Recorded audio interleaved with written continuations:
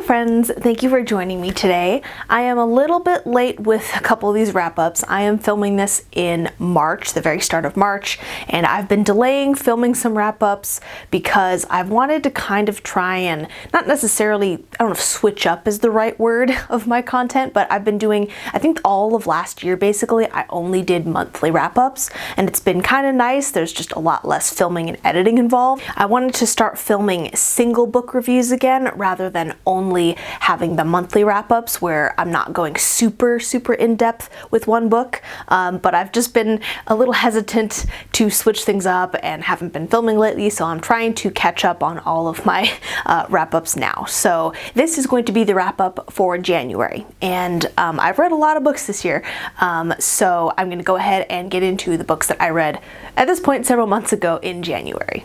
So the first read of this new year was actually an audiobook, and I started and finished it over the course of several days while I was repainting my office upstairs, and that was For the Wolf by Hannah Whitten, narrated by Inez del Castillo. And this is a YA fantasy inspired by sort of like a mix of Beauty and the Beast and Little Red Riding Hood. And in this world, the first daughter, royal daughter born to the king and queen, is destined to inherit the throne, while second daughters are destined for the wolf. And the wolf lives in the wilder wood. And the second daughters are sent as sacrifices basically to protect the land from shadow monsters and hopefully to bring back the legendary 5 kings who are said to be held in the wilder wood. And the main character is a second daughter named Redaris, nicknamed Red for short, and she is sent as the sacrifice and begins her life in the forest with the wolf, who is actually a man named Emmon. At this point, I actually can't remember exactly how it's pronounced, and because I don't have the physical book, I had to go look up the name, and I can't exactly remember how his name's pronounced, but I think it was Emmon. And Red has a power within her that she has to learn to control, to protect the ones that she loves, and Red's sister Neve is willing to do whatever it takes to get her sister back from the Wilderwood. And I'd say that this was a 3.5 for me, that I did decide to round up to 4 for Goodreads. I thought that this was going to be much more romance heavy for some reason, so the fact that it wasn't really super heavy on the romance was a pleasant surprise for me. It's a dark fantasy, kind of dark fairy tale sort of vibe. The setting of the Wilderwood was really cool and kind of creepy at times, which I really enjoyed. And I think that that was kind of my favorite part of the book overall, was the setting of the Wilderwood. And I also really liked the love between the 2 sisters, actually. It drives most of the plot. And the slow burn romance between Emmon and Red was fine, but Emmon really had like no personality or anything really substantive about him. He is very hell-bent and driven on making sure that Red is kept safe, but that's like kind of honestly, I don't know, that's honestly it. That's all there is to him. I know that he smells like old books and coffee, but that's like basically what constitutes his character. Oh, and I think it's Aemon. I think his name is pronounced Aemon. The written out, it starts with an E, but I think it was Aemon. So sorry, Aemon was his name. So I just had a good chill time listening to this. It was very meditative while I was painting, just having something to listen to. I don't know, I would consider reading book 2. It's a duology, but like I don't really care enough about it to make it any sort of priority. I got it during an Audible sale, so you know, we'll see when or if I get around to the second book, but the first book was good. Then for physical books, I finished a trilogy, and that was the Nevernight Chronicle with the third book, which is Darkdawn by Jaw Kristoff. This is the third and final book in the Nevernight Chronicle, and this is an Italian-inspired fantasy following a girl named Mia Corvair, whose family was destroyed by powerful people at the head of the Republic of Etreia, and she vows to get revenge against them and kill them all. This was 5 out of 5 stars. Just Chef's Kiss. This whole series is just like so my style. And I won't spoil anything, obviously, but this book was funny, it was tragic, it was infuriating, it was full of action, and it was epic in scope. And I haven't read a whole lot of books like this, but I love when books have footnotes, like narrated footnotes, which this has. And the book has self-referential moments, it's crass and vulgar, and it has some steamy scenes that I actually did enjoy. This book has goddesses that are acting against Mia, trying to hinder her journey. There are complicated relationships between family and friends and lovers, and it has a shadow cat named Mr. Kindly, who you can see right here on the cover. I just love this, this and the first two books. I think that the ending was very epic and appropriate, and it was just excellent. I don't know, I highly recommend the series. If you enjoy dark fantasy with, you know, violence, rowdy characters, and darkness and shadow, and if you like beautiful prose but not too flowery. The writing's not too flowery, but it's very beautiful and descriptive. So yeah, this was excellent. Then I listened to the audiobook for Bloodmarked, narrated by Jonice Abbott Pratt, which is the second book in the Legendborn series by Tracy Deonn.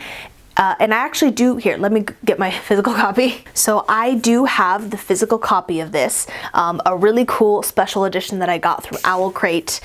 This didn't come in the regular monthly box, it was a special order, and I listened to this on audiobook because the first book I originally listened to on audiobook as well, and I do have the first book physically. It was 5 stars, it was excellent. So I enjoy Jonice Abbott Pratt's narration a lot, so I decided to go ahead and listen to the audiobook, but I love the series, so I did buy the physical copy as well. So this was 5 stars, as the first one was. I don't know if it's necessarily better than book 1, but I think that it was basically just as good, just kind of in a different way. So this is an urban fantasy series that follows a teenage girl named Brianna Matthews, who ends up joining this ancient and magical secret society called the Order of the Round Table, with the intention of learning more about the circumstances around her mom's death that she thinks was not an accident and might somehow be tied to the magical world that she is kind of only now learning exists. The first book takes place basically entirely at the University of North Carolina Chapel Hill campus, and this book takes you away from there to a bunch of other places, and I like when books don't restrict you to just one setting, so I really liked that about this one. You meet a bunch of great new characters. There's this one section of the book with demons that just gave me pure supernatural vibes, like the CW show, which I was obsessed with, so I loved that. There is a growing love triangle that for the most part, I enjoyed, and this was just really jam-packed. She's thick. This was just really jam-packed with a lot happening that, like, I couldn't recall like every single moment that I loved, every single plot beat, because there was just so much going on, but it was all really great. And just like book 1, this does not shy away from the topic of institutionalized racism, Black trauma, and also, you know, Black power and family. The characters and the relationships are just so wonderful. We have a really great best friend dynamic in this book in particular. And William is a treasure who must be protected. I love him so much. The ending was so intense. I can't wait to read the final book whenever it comes out. Highly recommend read this series, please. Then I read The Whispering Dark by Kelly Andrew. This is a dark academia esque, I don't know, dark academia, urban fantasy about a girl named Delaney who is deaf and is accepted into this prestigious program at Godbowl University. And this program teaches students how to slip through parallel worlds, but there's something dark that is lurking around, and Delaney is forced to work with this guy named Colton to try and figure it out, and it turns out that they are connected by a shared past. And Delaney is also seeing things in the shadows. So I wanted to DNF this. Maybe I'm eventually working up to a point in my reading journey where I will feel comfortable enough DNFing books. I'm not there yet. I'm not mature enough to stop reading a book when I'm not enjoying it quite yet, but this was close. And this was 2 out of 5 stars. Check out my Goodreads review, which I'll post below, if you want to see like my full rant. Once I'm done with this video, I don't want to think about this book again. I'm done with it. The way that Delaney is discriminated against for her disability is actually really stupid. So I mentioned learning about parallel worlds and traveling between parallel worlds, but honestly, there is no learning about parallel worlds. No one learns much of anything. It's just there for a couple moments for plot stuff. It's just weird and not done very well. Colton is an unlikable jerk. I don't like their strained romance. They're kind of enemies to lovers romance. Didn't like it. There were some moments that were enjoyable and, you know, maybe a little creepy or kind of cool. And I liked the concept behind why Delaney is special and why darkness is drawn to her. That was cool. I like that. But overall, I just couldn't wait to be done with it. We'll be unhauling soon. Then, in happier news, I finished another second book in a series, and that is Feral Creatures by Kira Jane Buxton. And the first book is called Hollow Kingdom, and it's a zombie apocalypse story, but from the perspective of animals. And in particular, a domesticated American crow named ST, which is short for shit turd.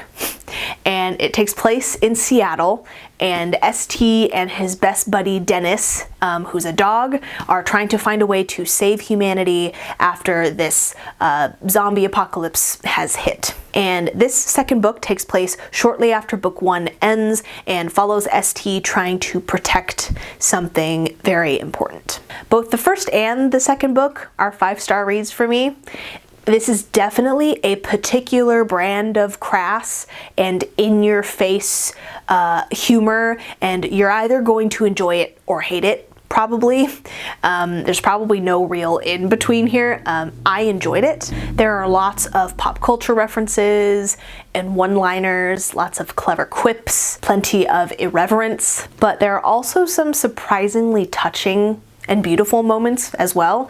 It's about family, found family, and belonging, and the beauty of nature. Plus, there are some gross and scary zombie creatures that, you know, they're different from your average just humanoid brain-eating zombie. This didn't end in a cliffhanger, but it could allow for a third book. I'm not sure if there will be one. I don't know if there's one in the works or not, but for now, it's a great and fun duology that I really enjoyed. And the final thing that I read this month was an audiobook, and that was for House of Hollow by Krystal Sutherland and narrated by Eleanor Bennett. And this is about a trio of siblings, Iris, Viv, and Gray, and they're the Hollow sisters.